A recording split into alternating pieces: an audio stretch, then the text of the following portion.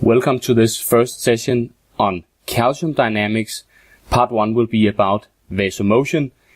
My name is Jens Brink Jacobsen from Department of Biomedical Sciences, University of Copenhagen. First, a brief introduction to the structure of the vascular wall. Here you see a section of a small arteriole. The innermost layer here lining the blood is the so-called endothelium. Outside the endothelium we have a layer of connective tissue known as the lamina elastica interna, and outside of that we have a coat of smooth muscle cell tissue that controls the diameter of the vessel and hereby the flow to the downstream tissue. So first, what is vasomotion? In many tissues, synchronous contraction of the wall smooth muscle cells is important for the physiological function, for instance in the gastrointestinal tract, in the urinary system, and in the lymphatic system. In each case, rhythmic contraction of the smooth muscle cell coat causes propulsion of the luminal content in these structures.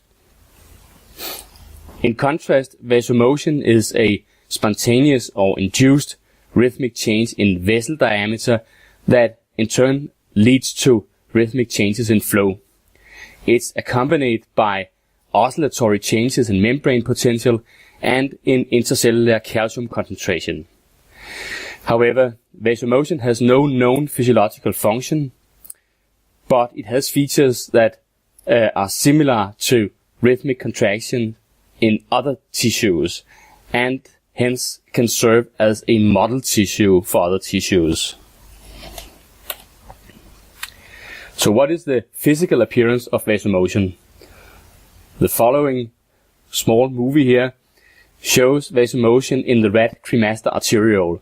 Here you see the striated muscle fibers here perpendicular to a small arteriole here that shows rhythmic changes in diameter and thereby changes in flow to the downstream tissue.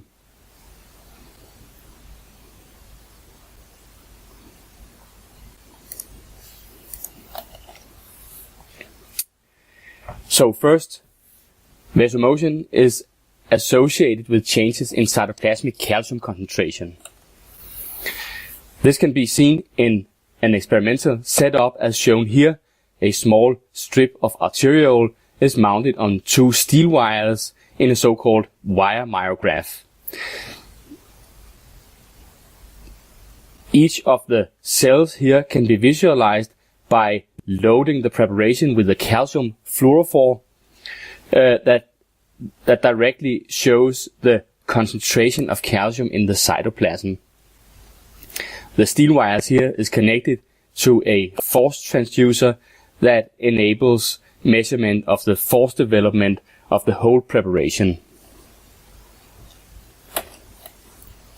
So what is the behavior of such a cell population when it is stimulated with increasing concentrations of a vasoactive agent such as noradrenaline? As the concentration of noradrenaline increases, an increasing percentage of the cells will be recruited into a wave-generating mode. So they generate calcium waves, and this is associated with an increase in the static force development of the preparation. So there's no oscillations here, but rather the preparation becomes more and more contracted. So calcium waves is associated with development of static tone. If we look at the individual cells in such a population stimulated with noradrenaline, you can see here that they display spikes in the cytoplasmic calcium concentration now and then, but these spikes appear to come uncoordinated between the individual cells, and as you can see here, they are not associated with any rhythmic change in tone, but rather, and in this case, a rather small static tone development. If we look at an individual cell here, you can see that a calcium wave typically starts in the end of the cell and moves through the cytoplasm within a few seconds. So what causes these calcium waves? It appears that the presence of a so-called endoplasmic reticulum is necessary for calcium wave generation. The smooth endoplasmatic reticulum is a network of membrane-bound tubules within the cytoplasm of the cell. Inside these tubules, we have a very high calcium concentration. In smooth muscle cells, we call this network here marked by red for a sarcoplasmic reticulum, but it's basically the same as the smooth endoplasmic reticulum. The SR is capable of releasing calcium into the cytoplasm and hereby increase the concentration of calcium out here in the cytoplasm, and this will initiate contraction of the smooth muscle cell.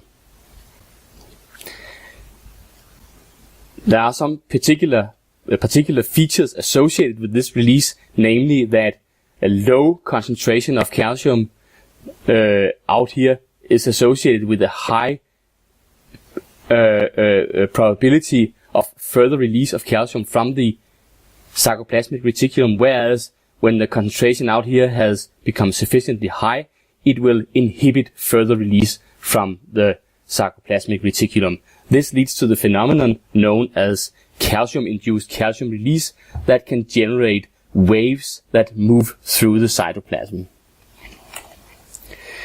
So if we look at the calcium concentration in the different compartments of such a cell, you can see here that the concentration in the extracellular space and in the SR is of comparable magnitude, whereas in the cytoplasm it's approximately 10,000 times lower.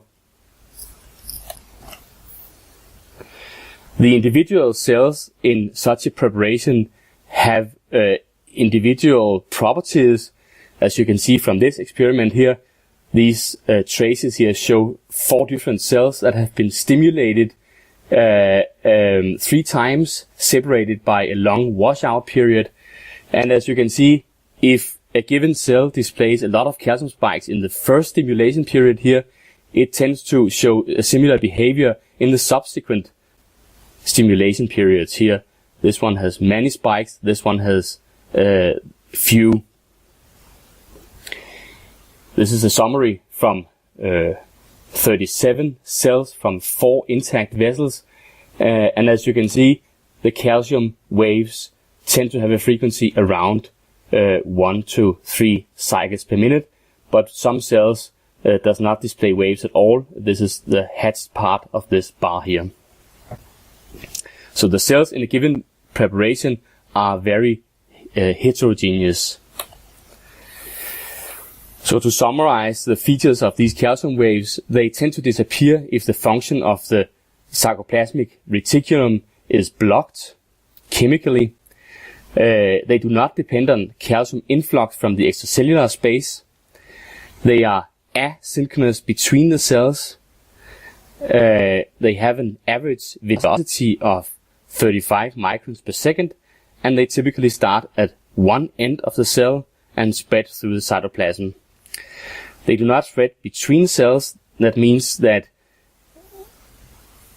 the waves tend to be unsynchronized in a preparation with multiple cells, and they are associated with development of static tone.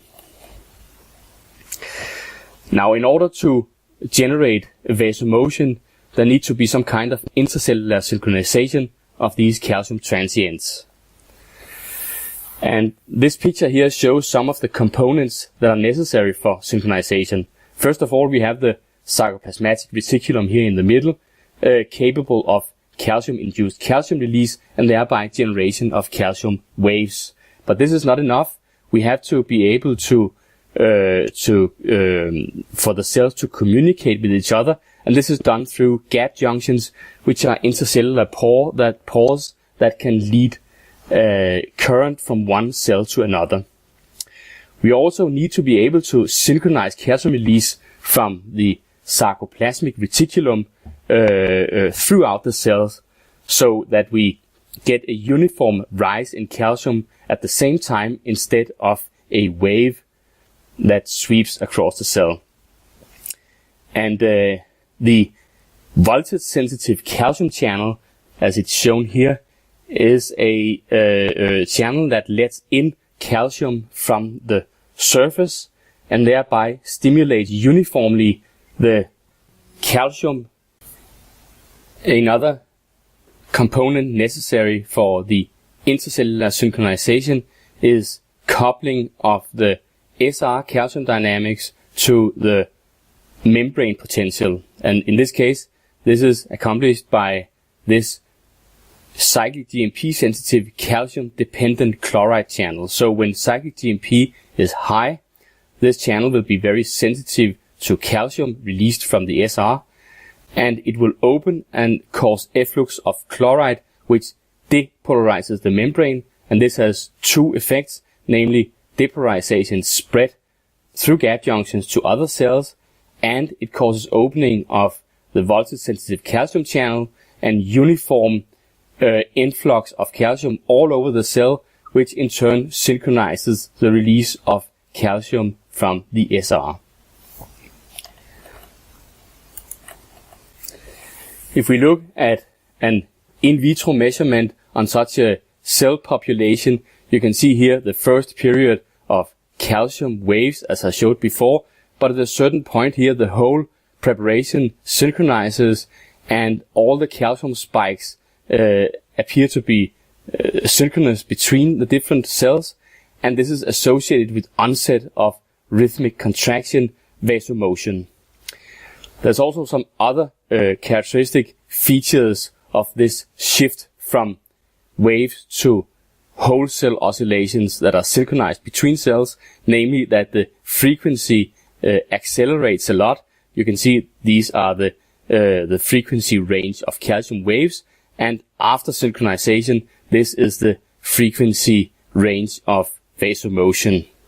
So there is both a shift in intercellular calcium dynamics from waves to whole cell oscillations, and in the frequency range of waves versus synchronized whole cell calcium release.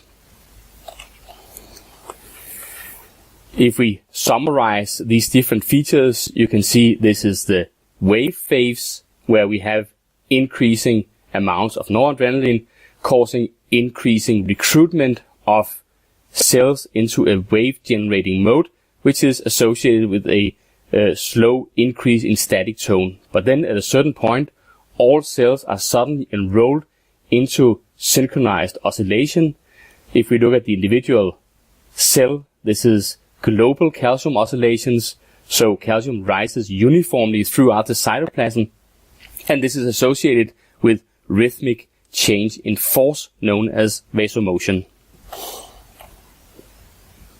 This behavior can be simulated if we take a number of cells as the one I showed before, cell models, and couple them into a large population of cells, as you can see here.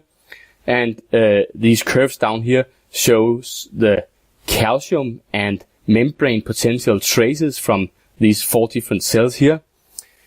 Initially, where the cells are only stimulated with a relatively modest concentration of noradrenaline, and the concentration of cyclic GMP is low, the cells display calcium waves, and as you can see here, they appear uncoordinated between the different cells. But then as we increase cyclic GMP, suddenly there is an abrupt synchronization of the system. All the calcium spikes appear at the same time here, and the membrane potential starts to oscillate rhythmically together with the calcium spikes.